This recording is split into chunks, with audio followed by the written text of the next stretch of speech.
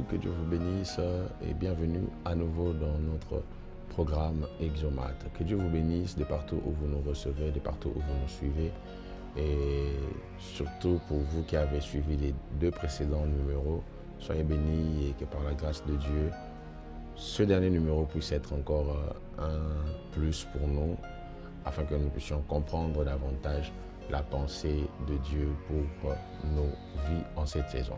Je bénis Dieu pour sa miséricorde qui nous accorde encore d'être en vie et de pouvoir vous être utile par ce canal que nous offre la technologie au travers d'Innov TV pour partager sa parole. Nous sommes en train de parler de l'élargissement, cette pensée que Dieu nous a donnée pour nous en cette saison ou en ce mois. Et je vais, par la grâce de Dieu, nous emmener à comprendre les domaines dans lesquels nous devons nous attendre à l'élargissement. C'est vrai que ce n'est peut-être pas tout ce que l'on peut dire sur les domaines dans lesquels Dieu nous élargit, mais par la grâce de Dieu, le peu des domaines que je vais mentionner, parce que Dieu peut nous élargir dans le mariage, il peut nous élargir dans le travail, dans tout ce que l'on veut. Et je veux juste citer quelques domaines que je considère comme les 4 pieds, les 4 piliers, voilà, de l'élargissement d'après la pensée biblique. Quand on voit dans la Bible l'élargissement, le concept de l'élargissement, les 4 éléments, ou soit les 4 secteurs dans lesquels Dieu élargit le plus l'homme. Il y en a plusieurs et plusieurs autres prédicateurs peuvent nous en donner, mais par la grâce de Dieu, je vais vous citer juste ce que Dieu m'a permis de pouvoir recevoir pour partager avec nous. Si vous êtes d'accord avec moi, retrouvez-moi dans quelques secondes pour que nous puissions continuer. À tout de suite. Genèse chapitre 26, que nous avons lu la fois passée. On va le lire encore cette fois-ci, mais à partir du verset 12. Écoutez ce que dit la Bible. Isaac sema dans ce pays et il recueillit cette année le centuple, car l'Éternel le bénit. Cet homme devint riche et il alla, s'enrichissant de plus en plus jusqu'à ce qu'il devint fort riche. Il avait des troupeaux de menu bétail et des troupeaux de gros bétail, et un grand nombre de serviteurs aussi. Les Philistins lui portèrent envie. Tous les puits qu'avaient creusés les serviteurs de son père, du temps d'Abraham, son père, les Philistins les comblèrent et les remplirent de poussière. Et Abimelech dit à Isaac, « Va-t'en de chez nous, car tu es beaucoup plus puissant que nous. » Isaac partit de là et campa dans la vallée de Guérar où il s'établit. Isaac creusa de nouveau le puits d'eau qu'on avait creusé du temps d'Abraham, son père, et qu'avaient comblé les Philistins après la mort d'Abraham. Et il leur donna les mêmes noms que son père leur avait donnés. Les serviteurs d'Isaac creusèrent encore dans la vallée et y trouvèrent un puits d'eau vive. Les bergers de Guérar querellèrent les bergers d'Isaac en disant « L'eau est à nous. » Et il donna au puits le nom d'Ések, parce qu'il s'était disputé avec lui. Ses serviteurs creusèrent un autre puits au sujet duquel on chercha aussi une querelle, et il l'appela Sitna. Il se transporta de là et creusa un autre puits pour lequel on ne chercha pas querelle, et il l'appela Rehoboth, car dit-il, « L'Éternel nous a maintenant mis au large, et nous prospérerons dans le pays. » Je vais m'arrêter là pour l'instant. Quels sont les domaines dans lesquels Dieu nous élargit? Avant d'entrer dans ça, j'aimerais vous faire constater une réalité qui s'oppose à l'élargissement. C'est ce qu'Isaac a connu. On a d'abord enterré les puits qui avaient été creusés par son père. Et Isaac, par ses serviteurs, a commencé à recreuser des puits que son père avait creusés avant. Mais la Bible déclare ceci, Rappelez-vous, je vous avais dit que quand Dieu bénit, il ne nous épargne pas de l'adversité. Abraham avait tout organisé pour qu'Isaac ne rencontre pas des adversités. Mais là, Isaac est vraiment en pleine adversité. Et il rencontre la première hostilité quand il a commencé à devenir puissant. La Bible déclare que les Philistins lui portèrent envie. Ils l'ont jalousé, ils ont eu peur de lui. Et Abimelech lui a dit, tu dois partir parce que tu deviens beaucoup plus puissant que nous. Et ses serviteurs ont creusé le puits. Quand il a quitté, il est allé à la vallée de Guérar. Ses serviteurs ont creusé le puits. Et la Bible déclare qu'il y avait une eau vive dans ce puits. Et il a appelé ce puits Ések. Ések veut dire dispute. Vous voyez ça? On signale ici qu'Ések veut dire dispute. Donc, Isaac a appelé ce puits du nom des disputes parce qu'on lui a créé les disputes. Donc, la première réalité qui s'oppose à l'élargissement, c'est l'esprit des disputes. Quand tu veux atteindre une sphère et que le diable veut t'en empêcher, il suscitera des disputes, des incompréhensions, des quiproquos, des malentendus pour t'empêcher de vivre l'élargissement. Ainsi sont nées les disputes autour d'Isaac. Mais aussi, après qu'il ait vu ça, il n'a pas voulu se mettre dans le bain. Il a continué à creuser et il a creusé un autre puits qui a été appelé Sitna. Et là, Isaac a appelé ce puits du nom de l'hostilité ou de l'adversité. Le premier puits, il a appelé dispute. Le second, il a appelé adversité. Pourquoi? Parce que la Bible déclare qu'on chercha querelle, on lui chercha des problèmes. En vrai, il n'y avait pas de problème, il n'y avait pas de querelle, il n'y avait pas lieu qu'il y ait des incompréhensions, mais on a cherché expressement à emmener des problèmes pour qu'Isaac puisse perdre ce puits. Et c'est après cela que vous vous rendrez compte maintenant de la chose qui a fait que Isaac puisse se retrouver face à des disputes et aux hostilités. C'est le fait qu'il n'avait pas compris qu'en ce temps-là, il devait quitter le territoire de Guérar. Parce que lorsqu'on a chassé des Guérars, Isaac n'est pas allé en dehors de Guérar, mais il est allé aux alentours de Guérar. Il est allé dans la vallée. Et c'est comme ça qu'on a continué à lui créer des problèmes.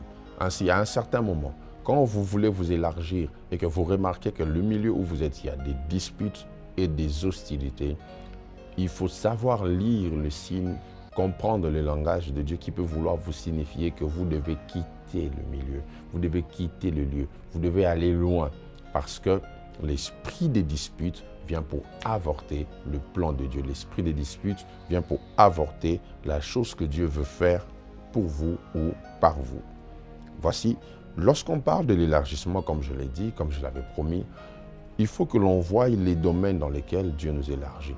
Et ces quelques domaines, ou ces 4 domaines que je veux citer, doivent vous servir des indicateurs d'évaluation de votre élargissement. Vous devez commencer à regarder par ces 4 domaines si Dieu est déjà en train de vous élargir ou quand Dieu sera en train de vous élargir, vous devez jauger la façon dont ces 4 domaines seront en train d'évoluer dans vos vies. Voici le premier domaine dans lequel on subit l'élargissement, c'est le spirituel. Le spirituel est le premier domaine de l'élargissement. Quand Dieu veut mettre un homme au large, il commence par élargir son esprit. Celui dont l'esprit est élargi vivra l'élargissement physiquement, car le physique est une extension du spirituel. Et on ne peut pas vivre une explosion physique si on n'a pas vécu d'abord un élargissement spirituel. Le spirituel, mes frères et sœurs, est la maternité de l'humanité. L'humanité est née du spirituel. Le spirituel est la maternité de l'humanité. Voilà pourquoi tout est gouverné par l'immatériel qu'on appelle la parole. C'est ce qu'on ne voit pas qui tient tout ce qu'on voit. Hébreux 11 dit, c'est par la foi que l'on reconnaît que le visible est tiré de l'invisible. La foi nous emmène à reconnaître, pas seulement à croire, mais à reconnaître.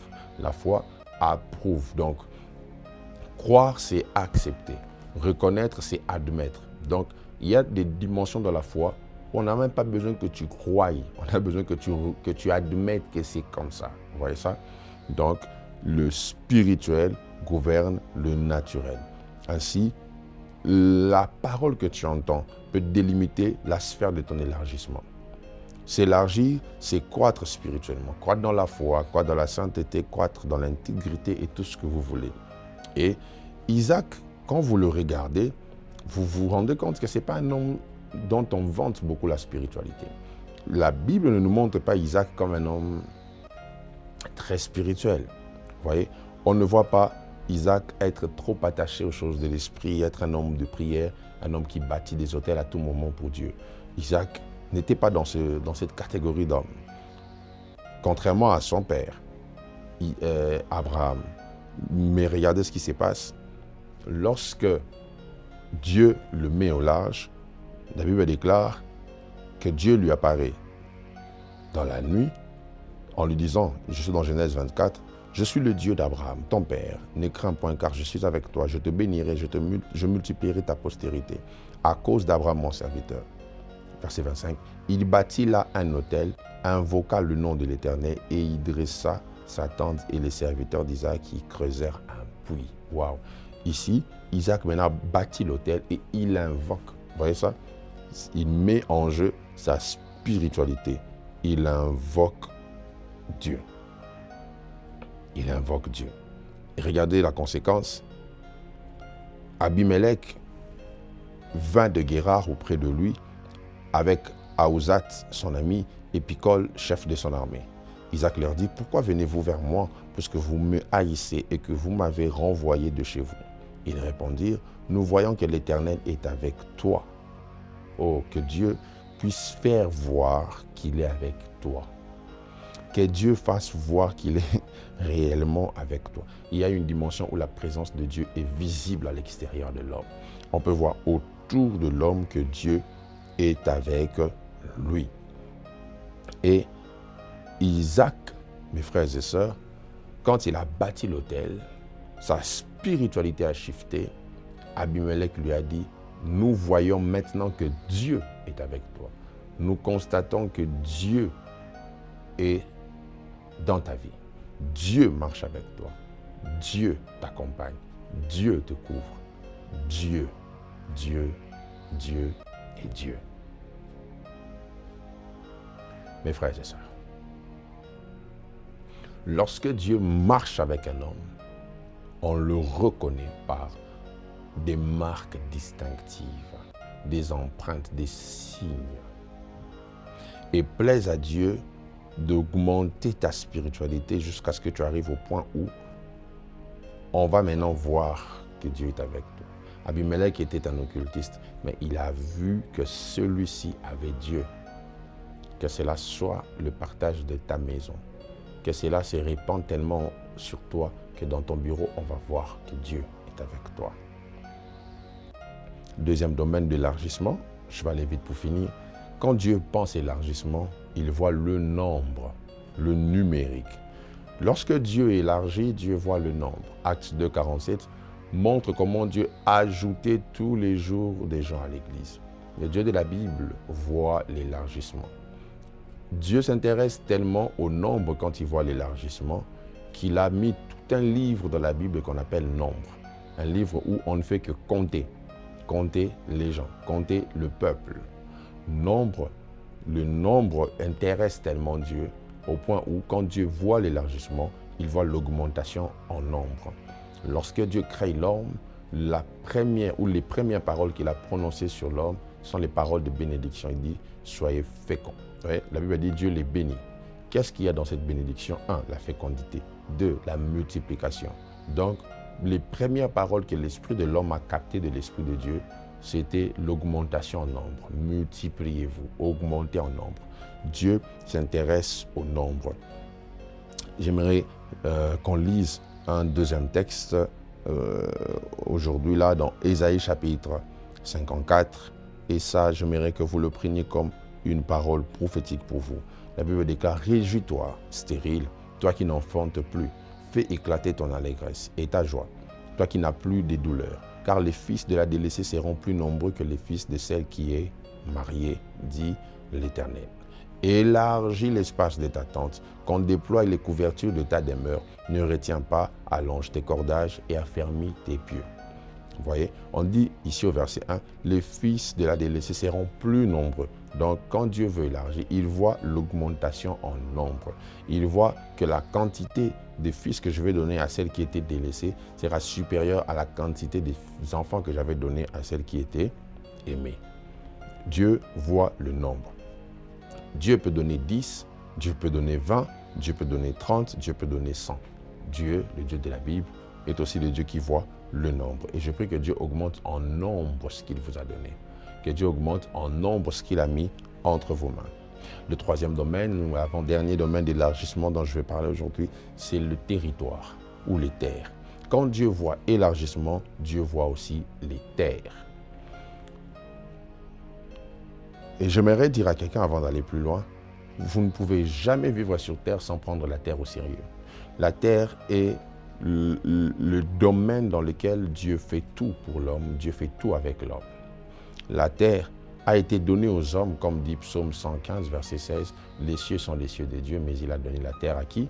Aux fils des hommes. » Ainsi, il est important de savoir que quand Dieu veut élargir, il étend notre influence sur la terre. Ainsi, il suffit qu'on puisse te sortir d'un lieu pour que tu te rendes compte que Dieu est un Dieu qui peut t'élargir. Lorsque Dieu voit l'élargissement, il voit l'influence que l'homme acquiert sur la terre. Regardez ce qu'il dit à Josué, « Tout lieu que foule la plante de votre pied, je fais quoi? Je vous le donne en possession. » Donc Dieu, quand il voit élargissement, il voit les terres. Dieu, quand il voit élargissement, il voit les territoires. Mais attention, quand Dieu dit tout lieu, il ne parle pas de tout, mais il parle de tout ce qu'il a prévu pour vous. Car après ce verset 3 de Josué 1, Dieu dit, vous aurez pour territoire le pays allant du fleuve de l'Euphrate. Donc Dieu commence maintenant à délimiter, à mettre des limites frontalières. Donc Dieu est un Dieu qui, quand il élargit, donne aussi des territoires. Ainsi, ce que vous faites au Congo peut avoir de l'influence plus loin. Aller plus loin, influencer de plus grands peuples, influencer la nation, influencer des nations. La Bible déclare, des rois marcheront des nations marcheront à ta lumière et des rois à la clarté de tes rayons. Donc, tu peux avoir de l'influence et commencer à attirer des peuples, même comme dit Ésaïe, des peuples que tu ne connais pas et des peuples qui ne te connaissent pas courront vers toi. Et le texte que nous avons lu dans Ésaïe 54 dit « Élargis l'espace de ta tente ». Donc, que ta tente couvre un plus grand espace sur le territoire pour que Dieu mette des plus grandes choses dans ta tente. Enfin, lorsque Dieu voit élargissement, Dieu voit aussi le matériel. On a été mal prêché à l'époque parce qu'on avait reçu une théologie selon laquelle la richesse est satanique, le matériel est diabolique. Quelqu'un qui est spirituel ne peut pas avoir beaucoup de matériel. Or, le matériel est une extension du spirituel. Et mépriser le matériel tout en pensant être spirituel, c'est manquer de comprendre la finalité de certaines choses spirituelles. Car ce que vous recevez en esprit doit devenir visible, matériel, touchable, palpable. Imaginez-vous que vous êtes malade, on prie pour vous, on vous dit vous êtes guéri en esprit, mais votre corps continue à souffrir. Vous voudriez bien voir cette guérison entrer vraiment dans votre corps. C'est ce qui se passe, mes frères et sœurs. Il faut savoir recevoir dans le matériel ce que vous avez reçu dans le spirituel. Ainsi, lorsque Dieu veut bénir, Dieu voit aussi le domaine de la richesse. Genèse 26, verset 13 dit « Isaac devient riche. Il alla s'enrichissant de plus en plus et il devint fort riche. » Waouh, voilà les dimensions. Il devient riche, l'État. Il s'enrichit, l'augmentation dans l'État. Et il devient fort riche, le renforcement, la stabilité dans cet état de richesse. Je prie que cela soit le partage de quelqu'un qui m'a suivi aujourd'hui. Que Dieu te bénisse, que Dieu te donne le maximum de ce qu'il a prévu pour toi. Que tu t'enrichisses, que tu vives avec des ressources qui n'ont rien à voir avec ton salaire. Que Dieu te visite, que Dieu te bénisse, que cette bénédiction de l'alliance divine s'attache à ta vie. Dans le puissant nom de Jésus, que j'ai ainsi prié. Amen.